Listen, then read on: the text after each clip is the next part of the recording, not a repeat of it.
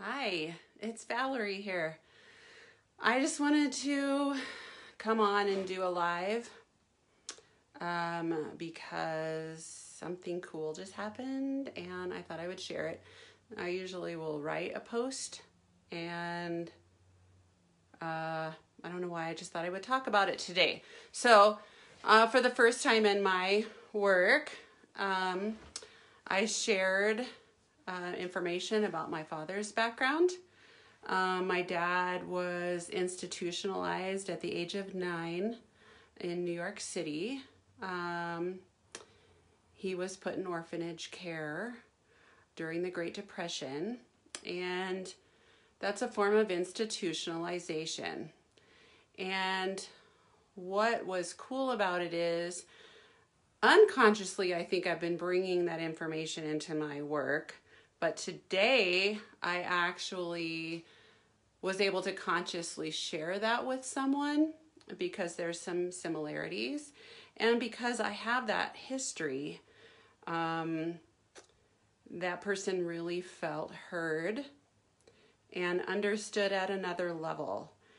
And I want to let everyone know too that I'm in a 16-year healing recovery journey of my own, which can sometimes be about what I know and sometimes be about what I don't know. So, the whole conscious, subconscious thing. So today I took a risk and I followed my intuition, and it helped a person. So because I've done my work 16 years plus, and because I know my history. Hey, Joe. Hey, Nancy. I was able to help someone at a deeper level, and for that, I'm so grateful. It's an honor to do the work that I do. I love doing my work. A lot of times people don't know exactly what I do, but I really took a risk today, and it helped someone. Like, have you known someone who's been institutionalized when they were a child? What effect does that have on them when they're grown up? What effect does it have on them when they have children? What effect does it have on the grandchildren? Great-grandchildren? We know from epigenetics that it goes back 14 generations. They've done studies on that, of events in cultures like a famine or an immigration or something that was a natural disaster. Like, they've traced it back with research like 14 generations, but I think it's greater than that. I think it goes at a deeper level, the kind that only a human can understand. And when someone feels seen because of my experience or my background, that helps them, that's bonus. Like, I can use my basic counseling skills. I can use reflection, which is advanced counseling skill. But when I actually have an opportunity to share a personal experience of my own, like I said, I'm going to share something with you that I've never shared with anyone because I hadn't, because it wasn't like conscious in my own experience. I said, my father was institutionalized from age 9 until he aged out of the system at 18. And there was just tears, like, you get it at another level. Yes, I have training. Yes, I'm in my own recovery for 16 years.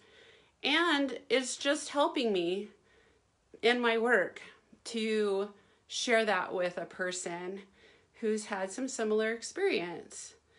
My heart's beating kind of fast. I think it's because this is kind of vulnerable to share.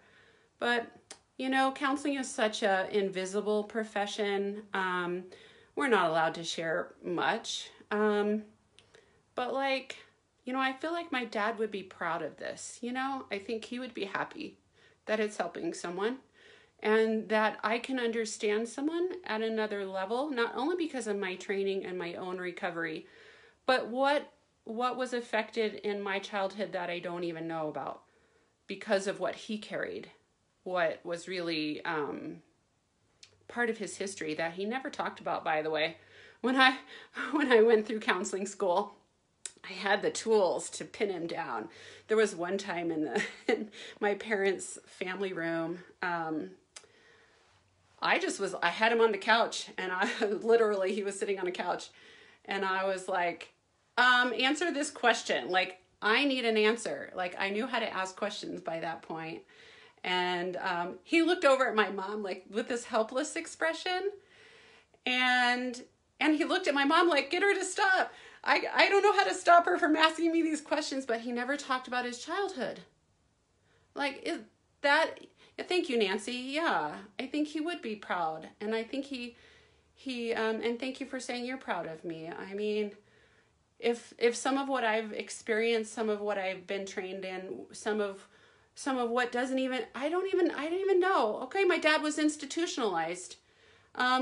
I didn't even realize it was orphanages. He talked about it like, well, I got to sit at the front of the Macy's Day Parade. We were the kids who got to sit at the front. Like, he would always like rose-colored glasses it, whereas his sister, well, that's a whole nother topic. But basically, it's the first time today that I consciously I found myself saying, hey, I'm going to tell you something I've never told anyone. My dad was institutionalized. His dad died of tuberculosis when he was 5. My grandmother tried to get help and intermittently got help from her original family for about 4 years. And then she's like, this isn't safe. The kids are playing in the streets while I'm sleeping. She was a nurse.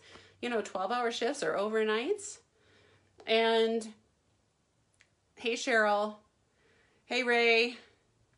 And basically, like, I got to do something. I got to keep my children safe. So she put them in orphanages in New York City during the Great Depression. Like, she would take the camp nurse position for the summers so she could see her children, but she wouldn't let them hug her. She said it was so that she could see them, and she could afford to buy them a winter coat. And this is what's, hey, Donna, yeah, it's like what some people had to do. And it's not anything that I realized how much could help someone today. I mean, until today. I said, 16 years in my own recovery, and oh my gosh, my dad was institutionalized. I have this level of holding of space that people who didn't have this experience, I have a lot of compassion for that, because I could feel how much my dad was hurting because he didn't talk about it. We didn't know anything about his childhood. Like, he didn't talk about it. He just adopted my mother's family. And that was it. Forward. That's it. And back in that day, that's what you did. But now we have people who can help with counseling. And I just wanted to share that. So thank you for listening. I'm going to go put my pizza in the oven. And the oven has heated up now, and that's what I'm having for lunch. Thanks, Cheryl. I just felt so much gratitude, I guess. I just felt so much gratitude for this opportunity to help someone who has some experience of institutionalized childhoods. And it's like brand new to me to realize, oh, I guess I do have this part too. Like, if my dad was in institutions, even if he never talked about it, I picked up on that, and I carry it with me, because what else could I do? The parents make the soup. I like to say the parents make the fish tank. They create the fish tank. What kind of fish tank? What kind of water? And the little fish just swim around in it. And so I was swimming around in who he was my whole childhood. So yeah, I'm going to go have my lunch, but I just wanted to hop on and say that. And thank you for listening. You're welcome, Nancy, for sharing that I shared. I just felt like I needed to say something about it, because otherwise, I don't know what I would do. Write it, I guess. I like to share it because I think that's really important, but my arm's getting tired. So, all right, thanks. Have a good lunch, or I'm going to have a good lunch. Bye.